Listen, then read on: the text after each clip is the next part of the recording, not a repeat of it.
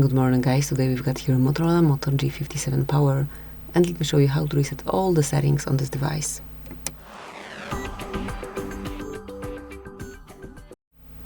So at first, enroll the settings, then find and select System. Here go to Reset Options, and now just mark Reset Device Settings. And as you can see, this reset device restores your phone to its original settings, and if you truly want to go back to default values, just mark reset device settings. Now draw your unlock pattern to confirm, and one more time confirm is required because this operation cannot be undone, so you have to be pretty sure that you want to do it. And now just wait till it's done. As you can see, device settings reset. So that's it, that will be all. Thank you for watching, please subscribe our channel and leave the thumbs up.